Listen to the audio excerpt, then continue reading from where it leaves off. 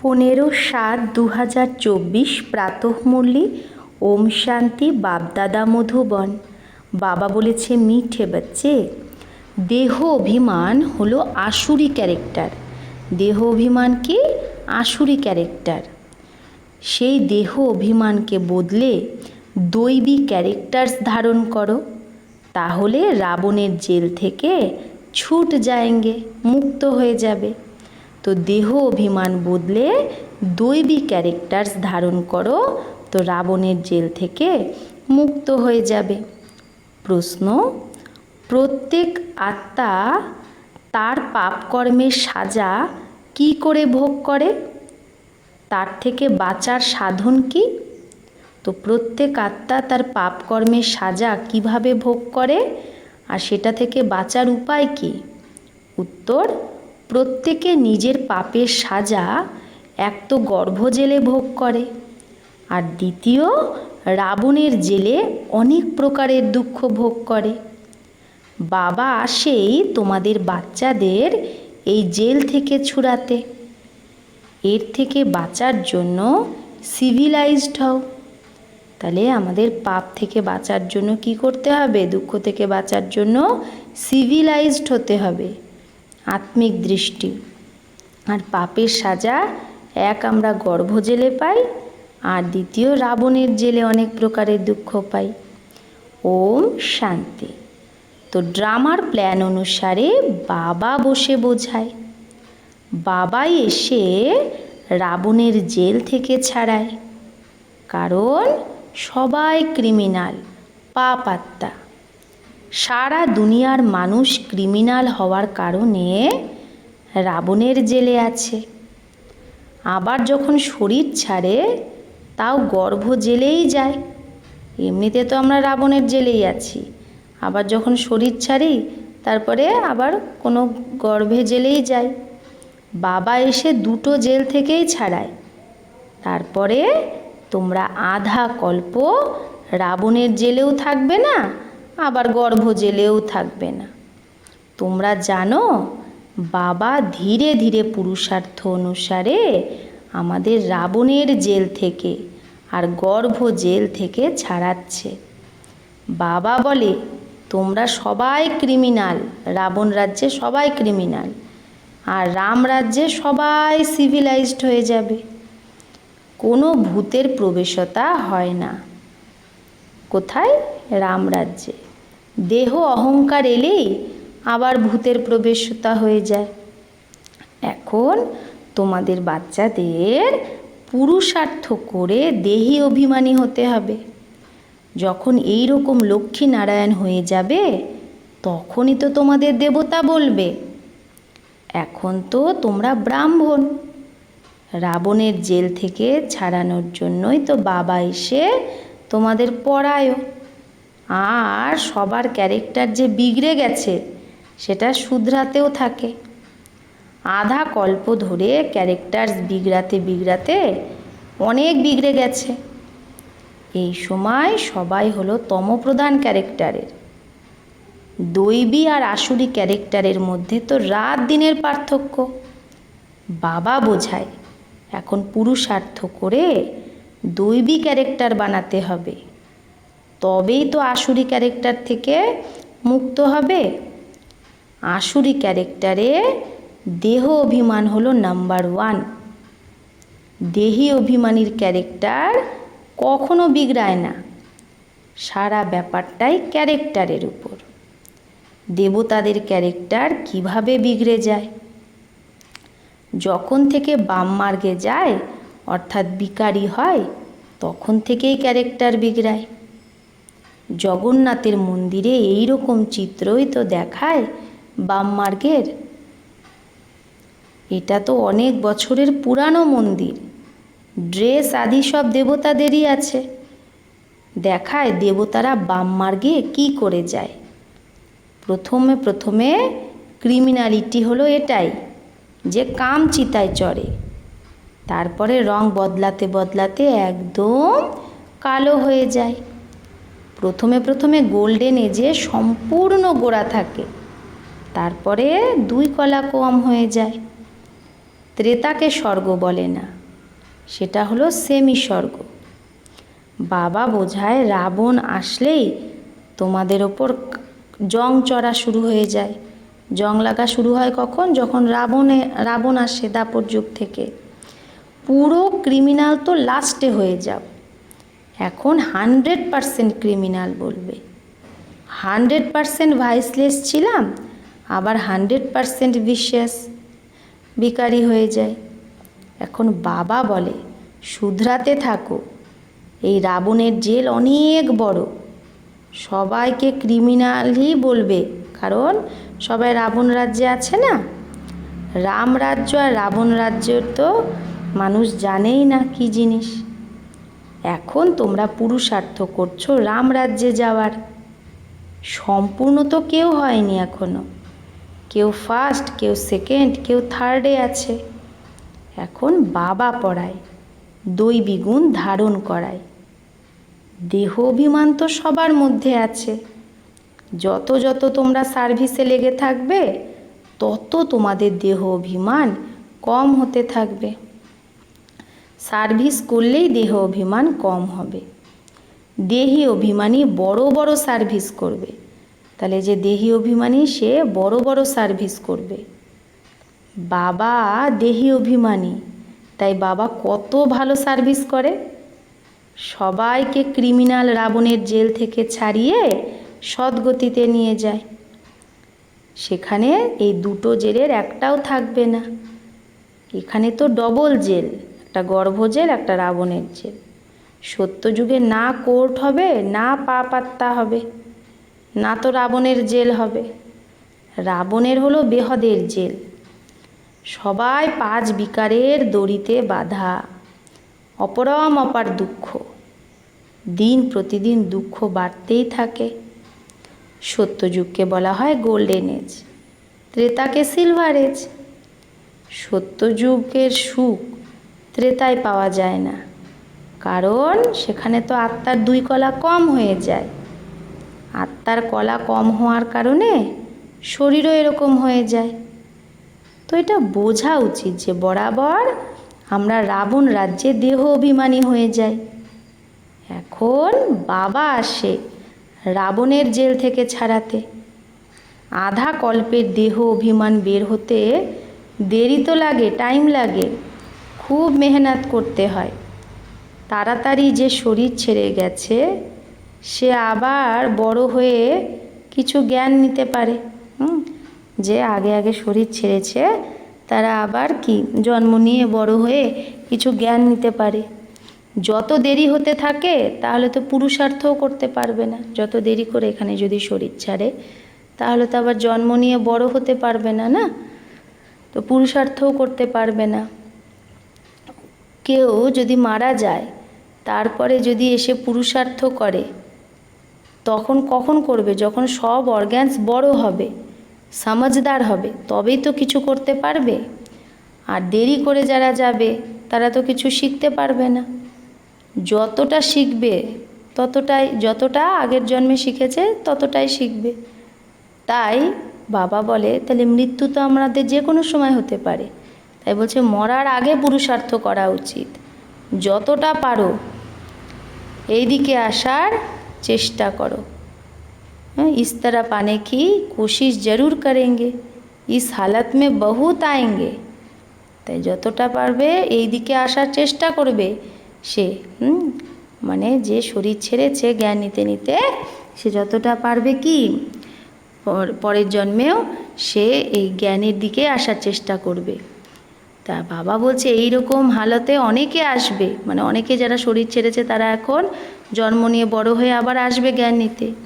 ঝাড় তো বৃদ্ধিকে পাবে। তো বাবা তো অনেক বোঝায়, সহজ বোঝায়। বোম্বেতে বাবার পরিচয় দেওয়ার জন্য চান্স খুব ভালো আছে, যে বাবা সবার বাবা। বাবার থেকে বর্ষা তো নিশ্চয়ই স্বর্গেরই চাই না, কত সহজ। তো দিলে অন্দর গদগদ হওয়া উচিত যে আমাকে পড়ানেওয়ালা বাবা, আমাদের এম অবজেক্ট লক্ষ্মীনারায়ণ। আমরা প্রথমে সদ্গতিতে ছিলাম, তারপর দুর্গতিতে আসি, এখন আবার দুর্গতি থেকে সদ্গতিতে যেতে হবে। শিব বাবা বলে মা মেকাম ইয়াদ করো তো তোমার জন্ম জন্মান্তরের পাপ কেটে যাবে। তোমরা বাচ্চারা জানো যখন দাপরে রাবণ রাজ্য হয় তো 5 বিকার রূপী রাবণ সর্বব্যাপী হয়ে যায়। যেখানে বিকার সর্বব্যাপী সেখানে বাবা সর্বব্যাপী কি করে হতে পারে? সব মানুষ পাপ আত্মা না, বাবার সম্মুখে আছে, তবেই তো এরকম বলে যে আমি বলিনি যে আমি সর্বব্যাপী। মানুষ উল্টা ভেবে নিয়েছে, উল্টা ভাবে, বিকারে নামতে নামতে গালি দিতে দিতে ভারতের এই হাল হয়ে গেছে। খ্রিশ্চিয়ানরাও জানে যে 5000 বছর আগে ভারত স্বর্গ ছিল, সবাই শতপ্রধান ছিল। ভারতবাসী তো লাখ লাখ বছর বলে দেয়, কারণ তমপ্রধান বুদ্ধি হয়ে গেছে। তো বফির না ইতনা উঁচ না ইতনা নিচ বনে হে। তাহলে বাবা বলছে যে যারা খ্রিশ্চিয়ানরা না তারা এত উঁচু না এত নিচু হয়, ভারতবাসী বেশি তমপ্রধান হয়ে যায়। তাহলে খ্রিশ্চানরা তো ভাবে বরাবর স্বর্গ ছিল। বাবা বলে এরা ঠিক বলে যে 5000 বছর আগেও আমি তোমাদের বাচ্চাদের রাবণের জেল থেকে ছাড়াতে এসেছিলাম, এখন আবার ছাড়াতে এসেছি। আধা কল্প হলো রাম রাজ্য আর আধা কল্প হলো রাবণ রাজ্য। বাচ্চারা যদি চান্স পায় তো বোঝানো উচিত অন্যকে। বাবাও তোমাদের বাচ্চাদের বোঝায় যে বাচ্চা এইরকম এরকম বোঝাও। এত অপরম অপার দুঃখ কেন হলো? প্রথমে তো অপরম অপার সুখ ছিল যখন এই লক্ষ্মীনারায়ণের রাজ্য ছিল, তারা সর্বগুণ সম্পন্ন ছিল। এখন এই নলেজটা হলো নর থেকে নারায়ণ হওয়ার পড়া, এটা যার দ্বারা দৈবী ক্যারেক্টার হয়। এই সময় রাবণ রাজ্যে সবার ক্যারেক্টার বিগড়ে গেছে, সবার ক্যারেক্টার শুধরারে তো এক বাবাই রাম। বলছে একই রাম হে ক্যারেক্টার শুধরানেওয়ালা। এই সময় কত ধর্ম, মানুষের কত বৃদ্ধি হতে থাকে। এই রকমভাবেই বৃদ্ধি যদি হতে থাকে তাহলে খাওয়ার কোথা থেকে পাবে? সত্যযুগে তো এরকম কোনো ব্যাপারই হয় না, সেখানে দুঃখের কোনো ব্যাপারই নেই। এই কলিযুগ হলো দুঃখধাম, সবাই বিকারী। আর সত্যযুগ হলো সুখধাম, সবাই সম্পূর্ণ নির্বিকারী। মানুষকে ঘড়ি ঘড়ি বোঝানো উচিত যাতে কিছু বোঝে। বাবা বলে আমি পতিত পাবন, আমাকে ইয়াদ করলেই তোমার জন্ম জন্মান্তরের পাপ কাটবে। এখন বাবা কি করে বলবে? তার জন্য তো বাবার শরীর চাই না, তবে তো বলবে। পতিত পাবন সবার সদ্গতিদাতা এক বাবাই, তো নিশ্চয়ই বাবা কোনো রথে আসবে। বাবা বলে আমি এই ব্রহ্মার রথে আসি, যে নিজের জন্মকেই জানতো না। বাবা বোঝায় এটা হলো 84 জন্মের খেলা। যেটা প্রথমে প্রথমে বাবা বলছে যে প্রথমে প্রথমে আসে সেই আবার আসবে, তারই অনেক জন্ম যখন হবে তারপরে আবার সেটা ধীরে ধীরে কমতে থাকবে। সব থেকে প্রথমে দেবতারা আসে। বাবা বাচ্চাদের ভাষণ করা শেখায়, এইরকম বোঝাতে হবে। ভালোভাবে ইয়াদে থাকলে, দেহ অভিমান যদি না থাকে তাহলে ভাষণও ভালো করে করবে। শিব বাবা দেহি অভিমানী না, বাবা বলতে থাকে বাচ্চে দেহি অভিমানী ভব।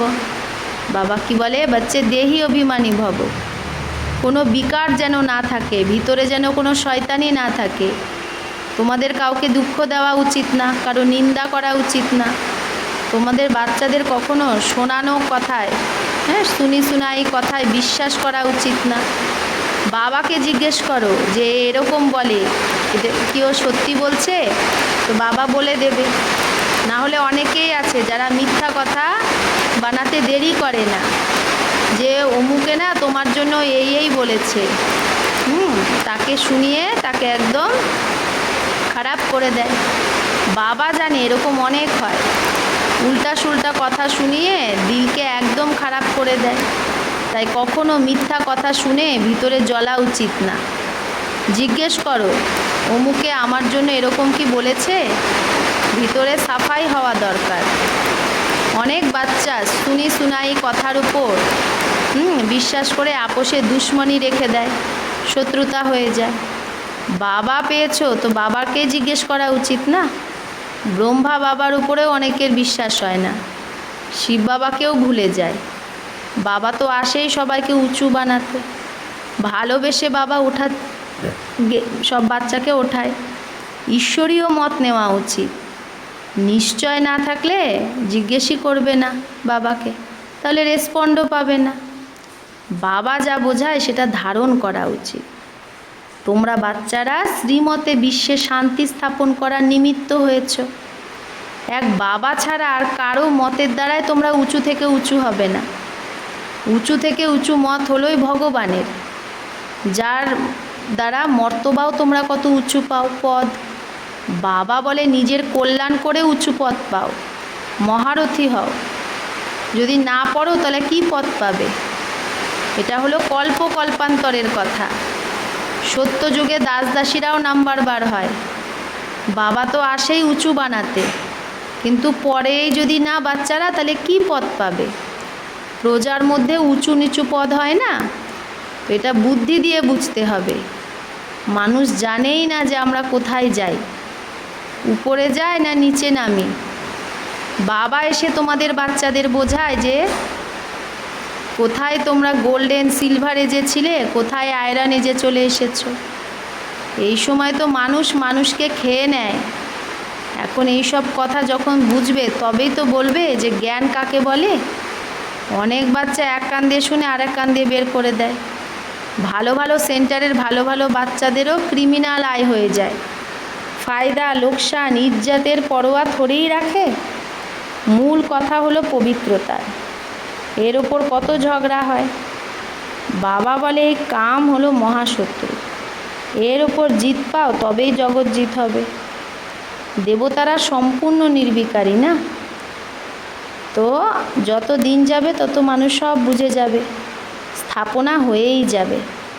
अच्छा, मीठे मीठे सिकिलधे बच्चों प्रति माता पिता बाप दादा का याद प्यार और गुड मॉर्निंग। रूहानी बाप की रूहानी बच्चों को नमस्ते। हम रूहानी बच्चों की रूहानी माता पिता बाप दादा को याद प्यार गुड मॉर्निंग और नमस्ते नमस्ते नमस्ते। शुक्रिया बाबा, आपको लाख लाख शुक्रिया।